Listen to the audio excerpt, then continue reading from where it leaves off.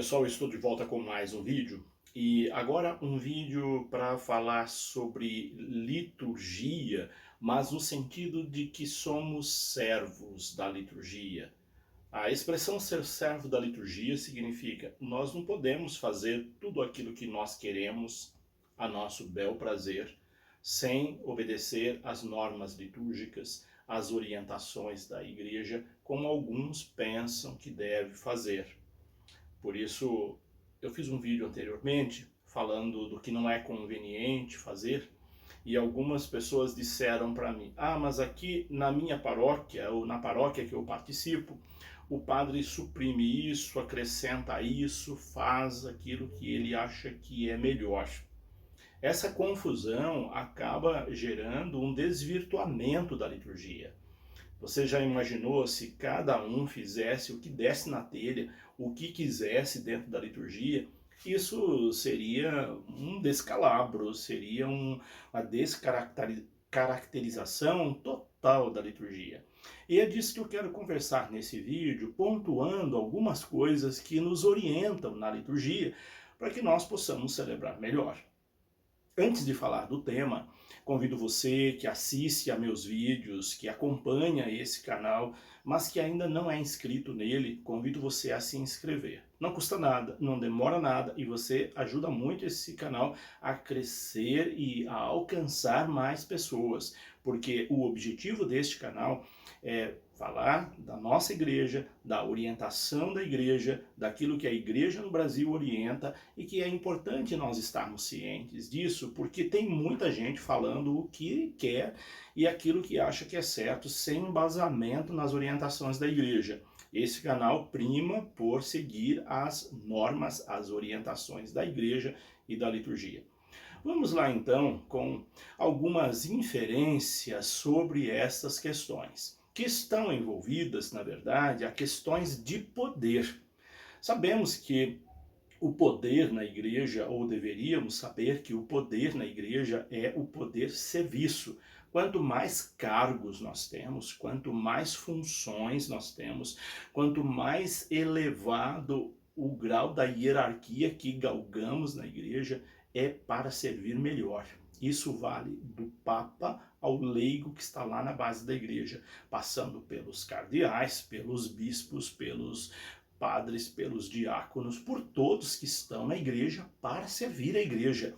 E nós servimos a igreja servindo a liturgia. Daí o tema deste vídeo é Somos Servos da Liturgia.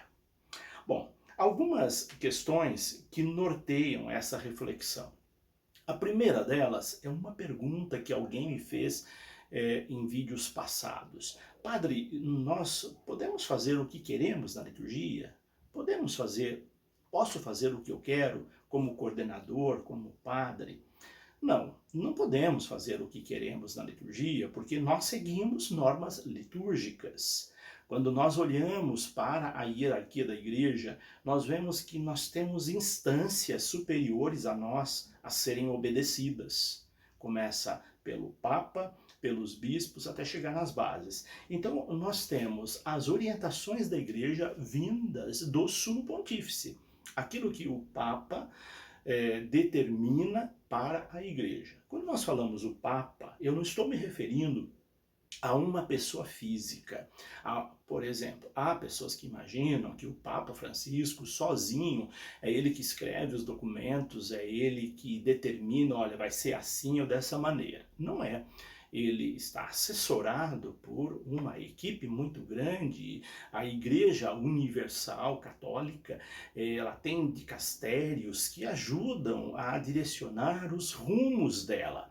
Então, o Papa não age sozinho, ele age em consonância com uma equipe muito grande que cada documento que é promulgado, seja ele de doutrina social da igreja, seja ele de outras doutrinas, de doutrinas que não sejam doutrinas sociais, mas doutrinas dogmáticas, seja documentos, orientações, exortações apostólicas, encíclicas, todos esses documentos, ou motu próprio, todos esses documentos, eles são gestados, geridos com uma equipe grande. O Papa assina, leva o nome, porque ele é o sumo pontífice, mas não foi ele que fez sozinho aquele documento. Não é fruto só da cabeça dele. É claro que ele tem o poder de promulgar ou não, de referendar ou não, de assinar ou não aquele documento, mas o documento é feito com uma equipe. A mesma coisa nas instâncias abaixo.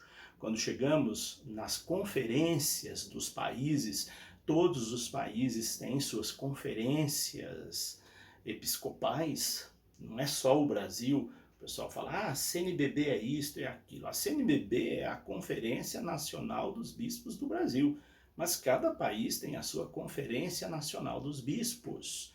Então, essa conferência normatiza algumas regras e adapta essas regras para a realidade do Brasil. Então, às vezes, algo que acontece aqui no Brasil pode não acontecer na Argentina, pode não acontecer no Uruguai, porque são países diferentes, com conferências episcopais distintas. Então, nesse sentido, há algumas normas que só são aplicáveis ou aplicadas aqui no Brasil. E a própria Santa Sé, ela possibilita essas adaptações, essas mudanças, como por exemplo aí no Missal Romano. O Missal Romano tem sua base lá em Roma, mas ela tem em cada país as suas adaptações de acordo com a realidade do país. E quem faz essas adaptações são as conferências nacionais de cada país, no caso do Brasil, a CNBB. Bom, obedecendo essa segunda instância, que é a Conferência Nacional dos Bispos, nós chegamos às instâncias das igrejas particulares.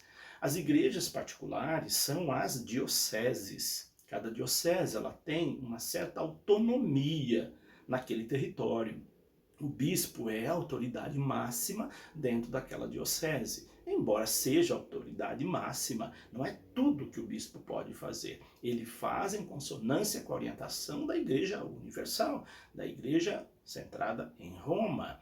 Mas algumas adaptações ele pode fazer, algumas orientações litúrgicas ele pode dar na diocese, que não são dogmas. Nos dogmas ninguém mexe, mas naquilo que não é dogmático, aquilo que é pastoral, os bispos têm autoridade para adaptá-las na sua diocese. De repente algo que acontece aí na sua diocese, na diocese vizinha pode não ocorrer, porque são outras orientações.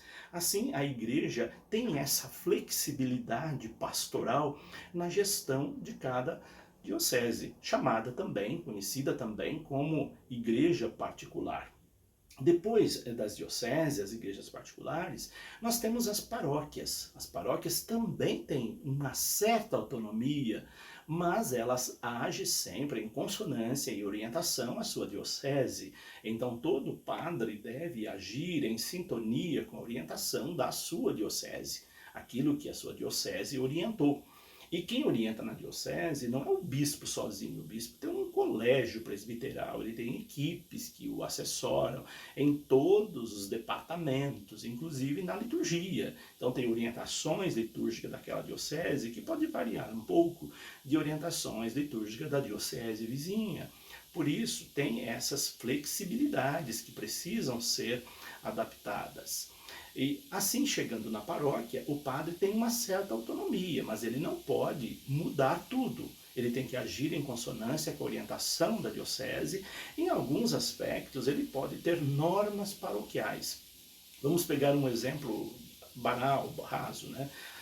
Dias de batizado, o padre tem autoridade na sua paróquia de colocar, olha, nesse domingo é dia de batizados, nesse horário, nesse dia, são dias reservados para casamentos. Essas são normas paroquiais.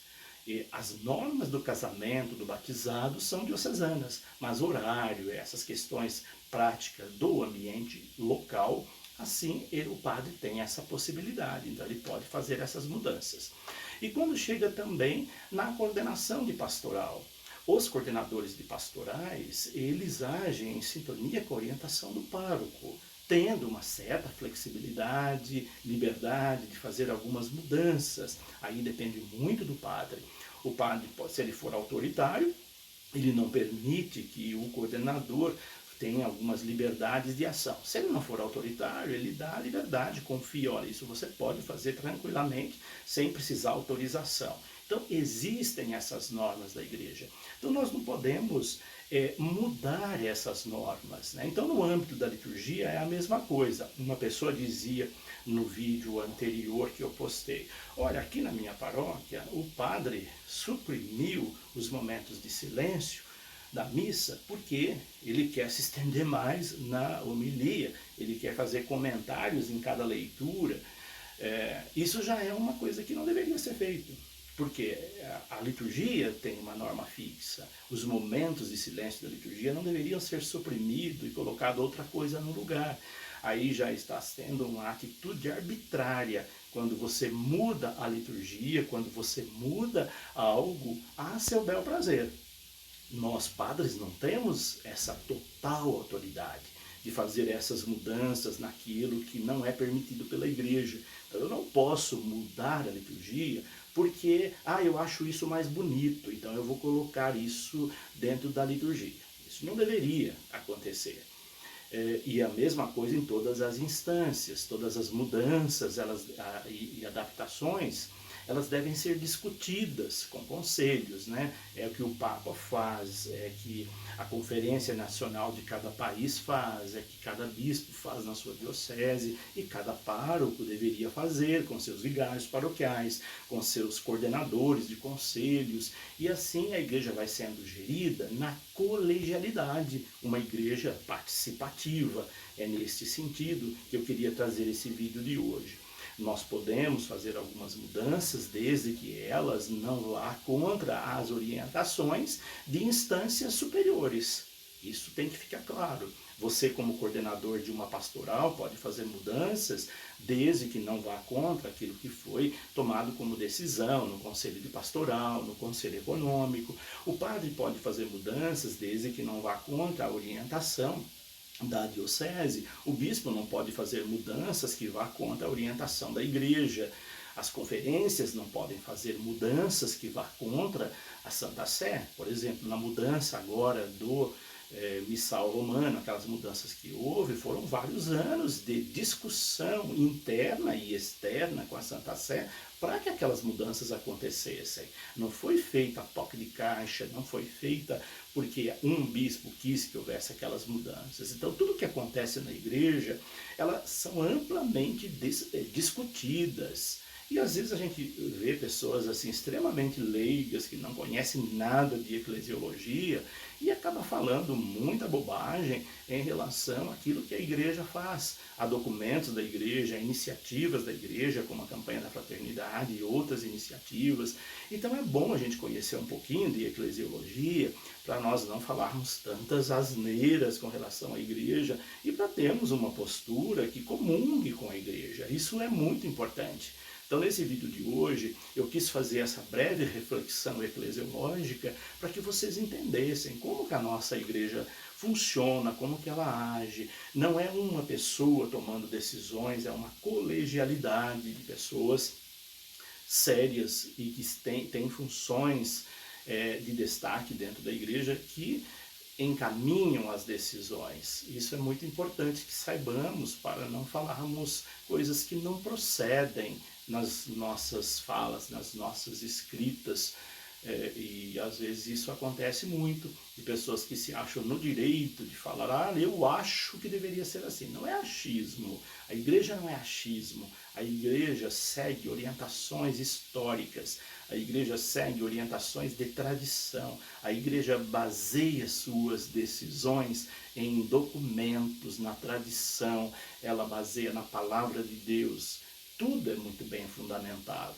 Por isso, antes de fazer comentários levianos, procure conhecer mais a nossa igreja. Antes de tomar decisões arbitrárias, autoritárias, seja você leigo ou padre, conheça mais a igreja. Não é porque nós temos um título, não é porque nós fomos ordenados aqui nós devemos tomar decisões autoritárias, aqui quem manda sou eu, as decisões sou eu que tomo. Não é bem assim, isso não é servir na igreja, isso não é servir a liturgia, isso é usurpar poderes na igreja para se destacar. Isso é muito feio. A igreja deve ser de servos, como ensinou Jesus Cristo, e de servos, de pessoas que servem na humildade. Espero que tenha ficado claro essas orientações e peço desculpas se o som está muito baixo, é que estou usando um microfone improvisado e eu penso que ele não está funcionando adequadamente. Então aumente um pouquinho mais o volume do seu celular para você poder escutar melhor, que nesses dias eu estou com um microfone improvisado fazendo os vídeos.